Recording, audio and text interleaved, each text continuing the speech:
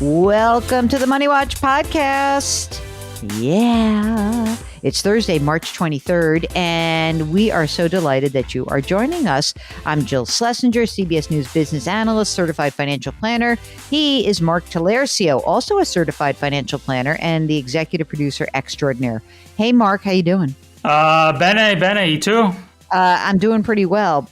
March 23rd, do you know why it's a significant date? This is the problem with me remembering what I'm about to tell you is that it does not leave a lot of room for me to remember where my keys are. It's not when we started going daily. So no, I don't know what it is. What is it? Bear market low of the pandemic collapse. That was March 23rd of 2000. That's when stocks bottomed out. 2000? 2000. Oh my God. 2020 is what I meant to say. 2020. It's just off by 2 decades. Yeah. March 23rd of 2020 was when we had the bear market low. Then they took off for 2020, 2021, and then 2022 was a downer.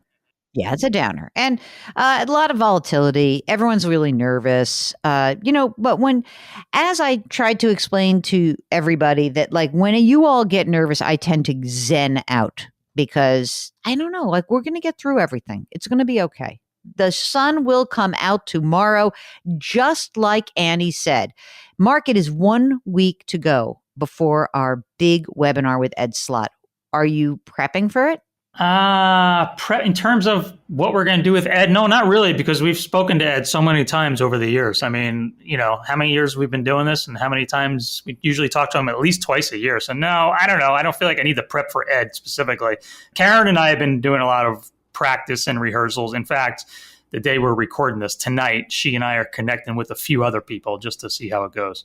I notice that you guys have been leaving me out of this. Should I feel grateful that you are? Do you feel like I can, why have you not brought me in? No, you don't need to do this. There's definitely some kinks. We connected last week and it was an absolute train wreck. No kidding. Yeah, I just said, God, it can only go up from here because we couldn't figure anything out on the platform, how to do anything. And then we connected 2 days after that last week. It was better. So now we're doing it again tonight and we're inviting a few other people to see how it goes. Who is coming in? I'm excited to find out. She wrangled some people. I don't know. Oh, very good. All right. Well, by next week, it better be done. It better be donezo. Anyway, we've got this fantastic new service. It's called Jill on Money Live, where you get access to quarterly live webinars and more special content to come, and all that for $35. Or if you just want to spend $10 to come and hang out with us and with Ed, that's fine too. $10, man. That's basically 2 fancy lattes. Oh, Mark, when am I coming to give you all your coffee from London? Oh, let's do it soon. I need those beans fresh. I got them. Maybe this weekend. Maybe, are you coming uptown or not? I am on my own this weekend. Amanda will be heading to a conference in Utah. Oh my God. So maybe you and Theo have to come up for a little visit. All right. We are now drifting afar from our topic at hand, which is your financial questions. If you do have a financial concern or question, or you want to peel back the onion on something going on in your bigger financial life, just give us a holler. JillOnMoney.com. Click the contact us button. That's what Alex did. Alex is on the line from Seattle. Hello, Alex. How are you? I'm pretty good. How about you, Jill? Good. Did you enjoy all of that nonsense as we were yakking away? Yeah, that was pretty fun. What's going on? How can we help you out? Yeah, so my wife and I started a small business filming weddings during the summers. And in 2022, we started charging for the service and filming people that weren't our family. And we made a few $1,000s, but we want to make sure that we're doing the accounting right. We've been keeping track of it, but it's been pretty small, so it's not very hard. But as we grow, I want to make sure we're set up for success. Wait a second. This is so cool. So this is a side hustle that's now are you going to keep this a side hustle, or are you kind of testing this out to see if you can make a go of this as your primary form of income? Well, my wife will do this every summer as sort of a side hustle. She's going into teaching this year, so she'll have the summers off, and she wants some way to stay connected to the rest of the world during this. That's so cool. Good for her and good for you. So how are you, did you have some sort of business formation? Are you an LLC or an S Corp, or are you just doing this as a sole proprietorship? We're doing sole proprietorship right now. I think that makes sense. How much did you guys make in 2022? We had a gross profit or gross in revenue of about 5,000 and profit of 3,400. I mean, you didn't have more to write off than, whatever, $1,600? I mean, I'm going to look into finding some more expenses that we could write off under there. Yeah. Okay. Do you work with an accountant or a CPA? Not yet, but that's one of the questions too, is if we should be doing that or if it's something I should be able to handle on my own. I mean, I think in the beginning you handle it on your own, but there are things you may be able to write off that you're not considering. For example, this is going to be, it's full-time in the summer. So you've got the obvious stuff, which is like the camera equipment, right? The editing software. What else can we do, Mark? Lights. The internet to power that computer to access all these programs. Oh, yes. Okay. So there is something you can do, which is you're going to run this out of your house, right? So there is a rule that says, where do you guys live? Like a house or an apartment? A house. Okay. If you said one room of my house, let me just make this up. Let's say you have 1,000 square foot, or let's say 2,000 square feet of your house, and you have one room that you use not exclusively, but mostly for this, and you only use it for X number of months a year. You can take a fraction, and it's legit. You just want to make sure you write this all down. It's a fraction of what you are assessing and assigning to the business.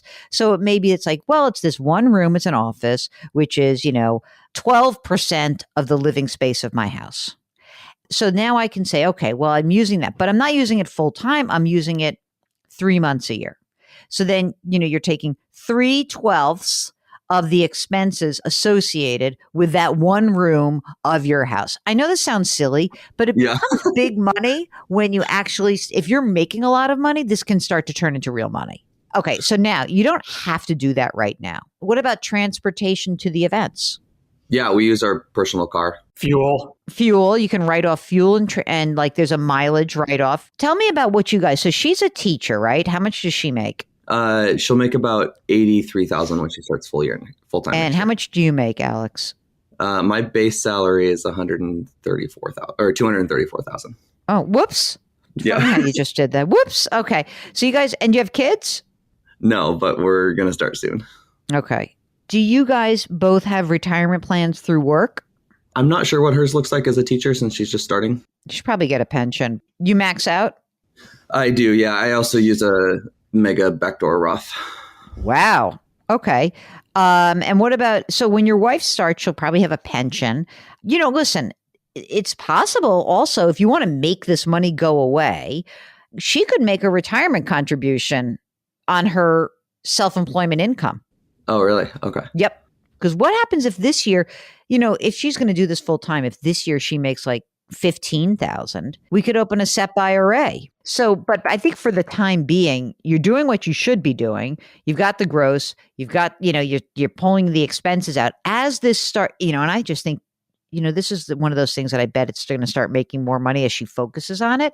If this turns into more than this, then you can start to consider maybe we'll open a SEP IRA, maybe we'll take some of that money out. And I think that's kind of how I would manage it.